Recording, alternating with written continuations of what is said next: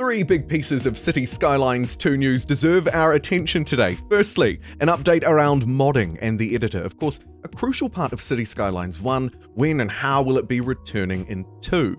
Secondly, we'll be talking about release dates, but specifically with a focus on console. When can we get our grubby little hands on that version of the game? The two will kind of relate.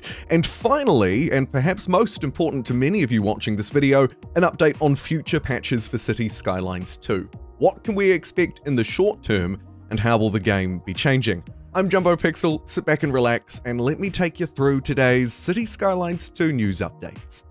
For your viewing pleasure, there will of course be time cards below if you want to jump around between different sections, and I'll have some relevant stuff up on screen if you'd like to read into the detail. I know some people like it, some people don't. I'm hoping this kind of format works for most of us though.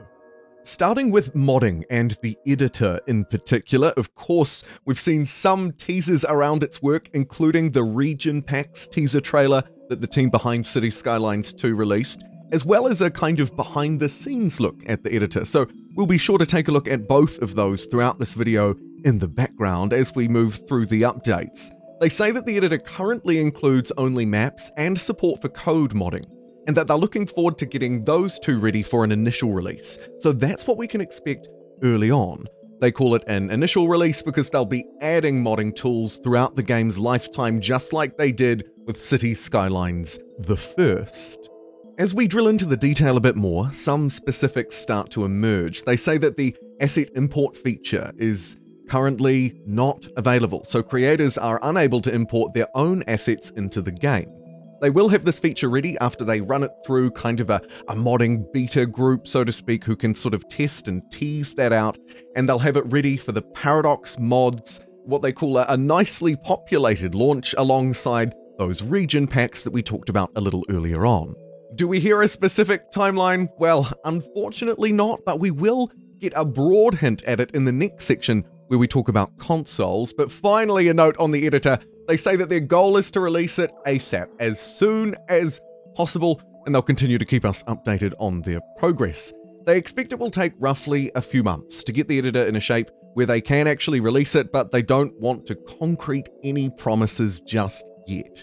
Once the editor's out, of course, they'll continue to update it as they did with 1.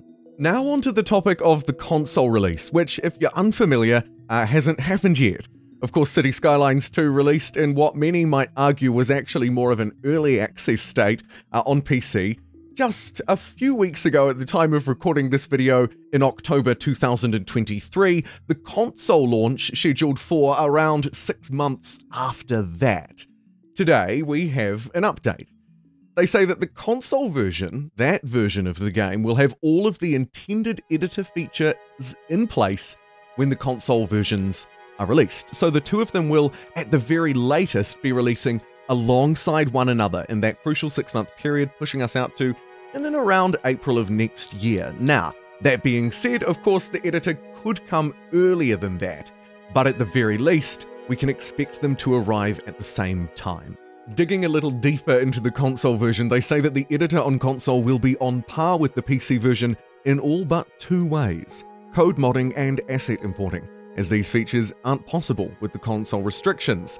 They do, however, lightly dust the top of the compliment sandwich off by saying, however, you will be able to download user-created assets from Paradox Mod and create custom maps. The performance improvements that they're currently working on also benefit the console version, which they're actively working to release sometime ready for us in the first half of 2024. Pretty broad there. My April guesstimate might be a little bit out. Finally, they move on to talking about the elephant in the room, although many people have noticed that elephant by now, and that is, of course, the state of City Skylines 2 and the patches that it may or may not need, depending on your system, to perform at a level that you might expect. The launch of the game has, of course, been fairly mixed, but I think that I represent a lot of us when I say that actually the core is very good.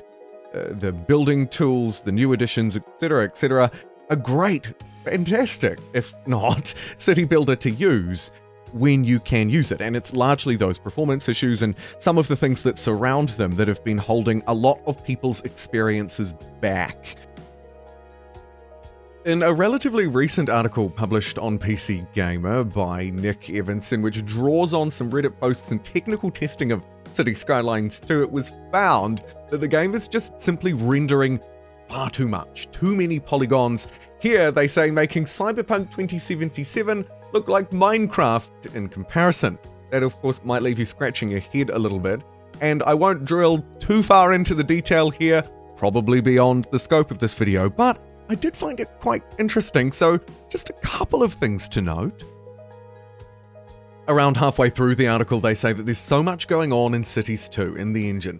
It's making nearly 7,000 draw calls and over 50,000 API calls, requests made by the game via DirectX in a single frame. Those numbers to you might mean too much, like they did to me, but to put it into context, taking a random scene from Cyberpunk 2077 Cityscape, which shows fewer than 10,000 API calls, 5 times fewer than Cities 2 are required to render that frame. They go on to say, of course, you can't simply compare, the two games are very different. City simulation games are likely to be making more calls than any shooter, as the world changes so much and fills up with lots of interacting models, but even so, 50,000 is quite a lot. And so there it's kind of highlighting two different things, right? On the one hand, perhaps Cities 2 is just simply rendering too much at once.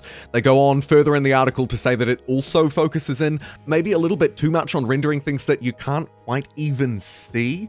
They may not even be within your view, but it's still rendering quite a lot of detail. So it's a double-edged weapon here, and both sides are a little bit too sharp to touch. The first one is that it's a complex game and it will render a lot, and then on the other side, you've got this, maybe it's actually also not quite well optimized yet issue, and the two combine to performance issues for many players. So what have they said? Well, in the last 3 weeks, they've had, and to their credit, they're right here, a very quick pace with patches. Largely, these have been small patches pumped out fairly quickly to address performance and related issues. They say that there is one more of those landing soon, but after that, they'll be focusing on bigger fixes that will take longer to work through.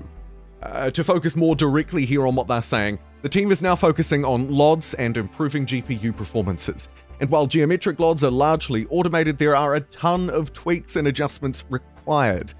They say that they're expecting a relevant performance boost with those asset fixes. In the second part, where they talk a bit more about performance, they basically move on to say that the kinds of things that they're working on don't have some kind of silver bullet solution.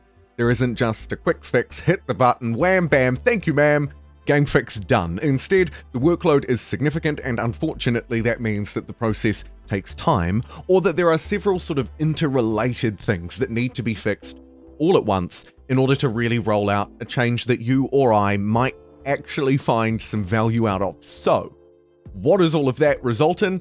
Well, we won't have weekly patches moving forward. However, these weekly updates, which are more of course around news or future developments in Cities Skylines 2, will continue for the foreseeable future, or until further notice I should say. So if you're interested in this kind of coverage, please do let me know. I'm of course not completely blind to the fact that it's not quite as interesting as when an actual patch drops and you get to hold it and experience it, and I can talk you through that. Or maybe some other sort of, for lack of a better term, live action change. But I find this kind of stuff interesting. Hopefully you do too. Thanks for joining me. I'll see you next time.